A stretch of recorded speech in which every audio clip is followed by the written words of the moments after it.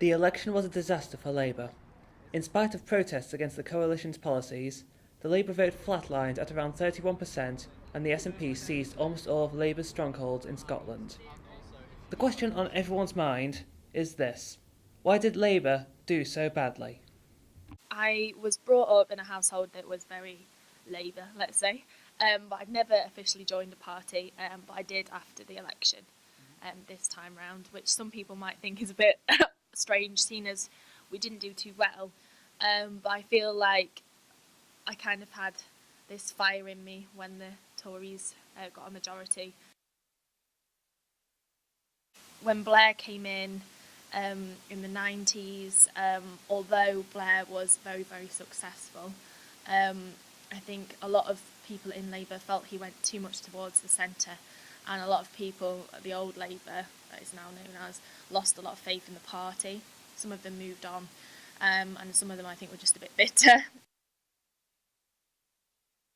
I'm guessing you disagree with Tony Blair, who recently basically declared Labour lost the election because it became too left-wing and moved too far away from New Labour. It's a tricky one because on a personal level, I would say that he is wrong. I think that for the party itself, for its principles and its values, I think that New Labour, it's difficult not to swear at this point.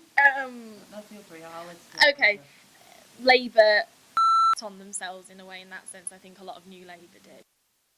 MMJ News went to Labour strongholds in Manchester and Liverpool to ask the voters why they think Labour lost.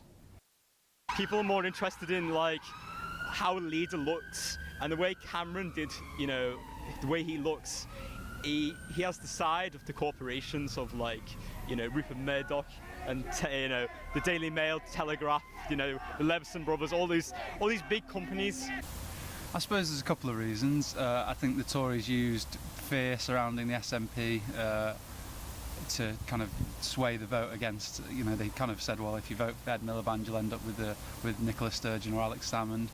This is Michael Simpson signing off at MMJ News.